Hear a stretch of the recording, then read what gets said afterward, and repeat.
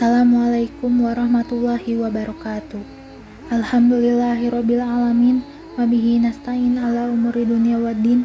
Wassalatu wassalamu ala asrofil anbiya'i wal mursalin sayyidina wa maulana Muhammadin wa ala alihi wa sahbihi ajmain. Amma ba'du. Rabbi shrahli sadri wa yassirli amri wahlul 'uqdatam min lisani yafqahu qawli. Amma ba'du. Sebagai hamba Allah yang beriman, marilah kita panjatkan puji dan syukur kehadirat Allah Subhanahu wa Ta'ala yang telah memberikan kesehatan lahir dan batin kepada kita semua.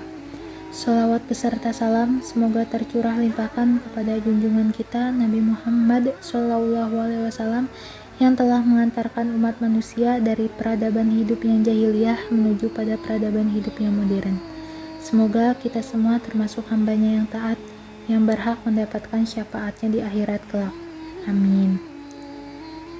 Di sini perkenankan saya untuk menyampaikan tausiah yang berjudul Puasa yang Berkualitas. Puasa Ramadan merupakan ibadah istimewa yang akan dinilai langsung oleh Allah sehingga ia tidak dibatasi oleh pelipat gandaan pahala 10 sampai 700 kali. Rasulullah SAW bersabda, "Setiap amal anak Adam dilipat gandakan. Satu kebaikan dibalas dengan 10 kebaikan yang serupa sampai 700 kali. Allah Azza wa Jalla berfirman, kecuali puasa, sesungguhnya puasa itu untukku dan aku sendiri yang membalasnya. Hadis riwayat Muslim, An-Nasai, Ad-Darimi, dan Al-Baihaqi.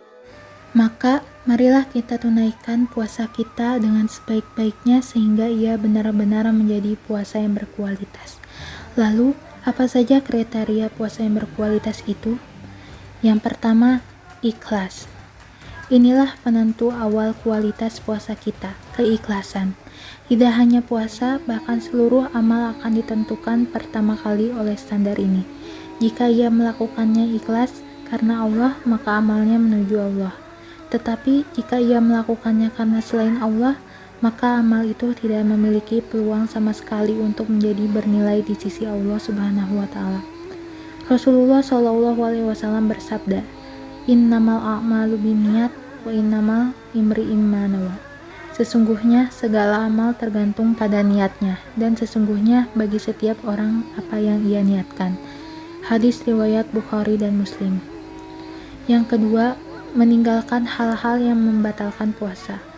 Kaum muslimin yang dimuliakan oleh Allah, tentu saja untuk menjadi berkualitas puasa itu harus sah. Artinya, kita harus meninggalkan hal-hal yang membatalkan puasa. Yang ketiga, meninggalkan hal-hal yang membuat puasa sia-sia. Saudara-saudaraku yang dirahmati Allah, ikhlas serta meninggalkan hal-hal yang membatalkan puasa saja tidak cukup untuk membuat puasa kita berkualitas. Hal lain yang perlu kita lakukan adalah meninggalkan hal-hal yang membuat puasa sia-sia, yaitu dengan menjauhi perkara-perkara yang telah diharamkan oleh Allah Subhanahu wa Ta'ala. Yang keempat, meninggalkan hal-hal yang tidak bermanfaat. Yang kelima, mempuasakan seluruh organ tubuh, pikiran, dan hati. Inilah yang diistilahkan puasa khusus oleh Imam Ghazali dalam Ihya Ulumuddin dan ditegaskan oleh Ibnu Qudamah dalam Muhtasar Minhajul Qasidin. Pertama, mempuasakan mata dengan menahannya dari pandangan kepada sesuatu yang tercela dan dibenci syariat serta melalaikan Allah. Yang kedua, mempuasakan lidah dengan memeliharanya dari berbicara tanpa arah, dusta, menggunjing, mengumpat, berkata buruk, berkata kasar, permusuhan, dan menzalimi orang lain. Yang ketiga, mempuasakan telinga dari mendengarkan segala sesuatu yang haram dan makruh. Yang keempat, mempuasakan tangan dari menzalimi orang lain, mengambil sesuatu yang bukan haknya, serta melakukan perbuatan yang dilarang syariat. Yang kelima, mempuasakan kaki dari berjalan ke arah yang diharamkan oleh Allah Subhanahu wa Ta'ala.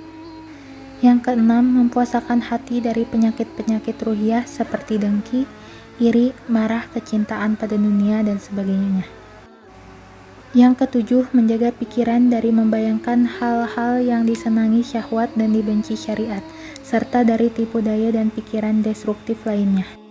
Kriteria puasa yang berkualitas yang terakhir yaitu memperbanyak amal sholih selama Ramadan.